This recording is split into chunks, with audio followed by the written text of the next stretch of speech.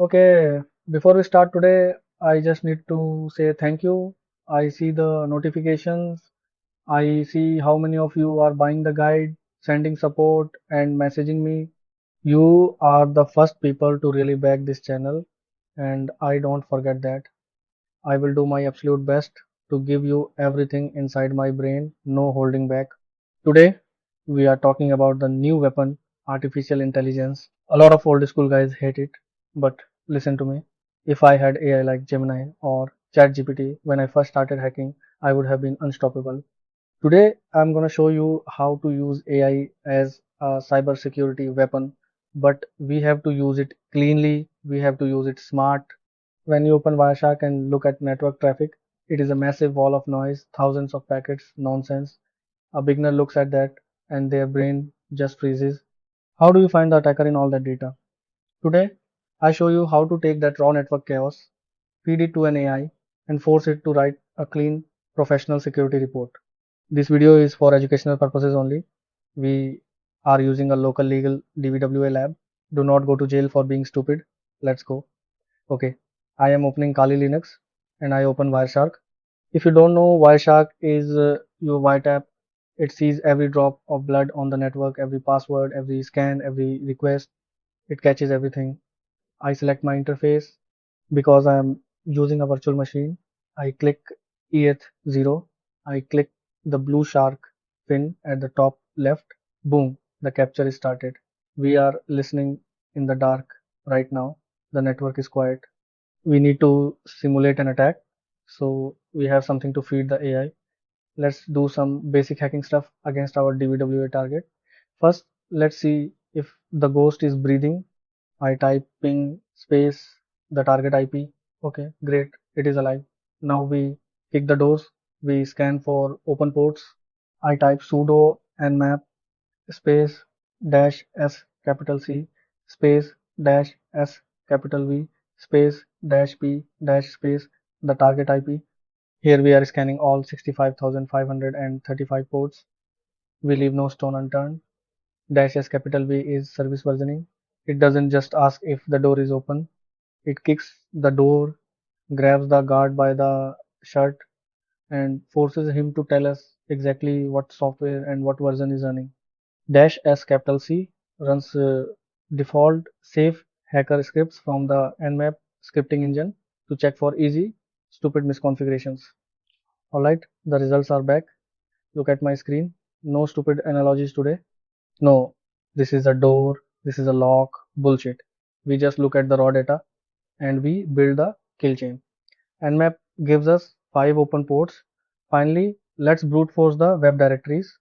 I type DIRB space http colon slash slash and the target IP. It fires thousands of requests at the web server. Okay, stop. I want to keep this video short. The attack is done. I click the red square to stop the wiretap. Now, listen to me very carefully. Emitters will just save this as a PCAP file and try to upload it to ChatGPT. That usually fails, or worse, they upload the entire network's traffic. That is messy. We need to isolate the target.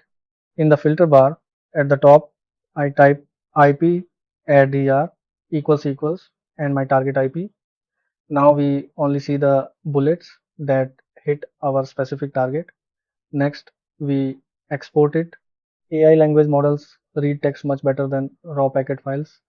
I click file, then export packet dissections, then as CSV comma separated values. We just turned chaotic network packets into a clean spreadsheet for the AI brain. But before we upload this golden rule, privacy is everything for a hacker. I am doing this today on a fake local lab. But if you are working for a real client or you are on a real network, never just blindly upload a CSV file to a public AI. Wireshark captures passwords, it captures session cookies, it captures private data. If you upload that, you are handing your client secrets to a server you do not own. A real professional sanitizes their data first. We are only giving it this simple lab file today for education. Okay, we have the blood on the wire, we have the CSV file from Wireshark. Now we feed it to the machine. I open ChatGPT. You can use Gemini, you can use Claude, it doesn't matter. They all eat data. But listen to me very carefully right now. You have to be smart with how you speak to the AI. If you just upload this and say, how do I hack this? Or find the exploit, the AI gets scared. It will give you a red error and say, I cannot help with that. It violates policy. We have to play the game. We have to tell it we are the good guys. I type exactly this. I am a cybersecurity student. I have attached a log of network traffic from my local lab. Can you analyze this and tell me if anything looks malicious? I hit enter. Look at this. Look at the screen right now. This is the aha moment. Yesterday, you looked at Wireshark and you saw 500,000 random numbers, a wall of nonsense. You thought, how am I ever going to understand this? Today, the AI looks at it and it reads the matrix instantly. Look at the details it gives us. It processed over 461,000 packets. It saw over 100,000 HTTP requests. And look here, it found the exact IP address of the attacker. It even caught the Nmap SSH fingerprinting. The hacker thought they were being stealthy, but the AI caught their exact signature in the TCP handshake. But we don't stop. Look deeper. It didn't just find the scan, it found the exact weapon the attacker was using. Boom. Look at this list. It sees the attacker probing for slash shell, slash backdoor, slash PHP, my admin. It tells us exactly what tools generate this noise. It reconstructed our entire attack from the previous video just by looking at the footprints we left in the dirt. It is stripping the hacker naked. It sees everything. Now watch this. If you are a beginner, this is how you level up. You don't just read the answer and walk away. You make the AI your mentor. Make AI your best friend. A type, explain how this DIRB attack works to me like I am a beginner. And look at how it breaks it down. No boring academic garbage, just the raw tactical logic. It says, think of a website like a hotel. Normal users, they only see the lobby, the restaurant, the public rooms. But an attacker, we don't care about the lobby. We want the manager's office. We want the restricted maintenance rooms, the hidden basement. How do we find them? We don't click around manually. We use a tool like DIRB and massive word list. Listen to me. People hear brute force and they think we are guessing passwords. No, the AI explains it perfectly right here. We are brute forcing paths. We are guessing URLs.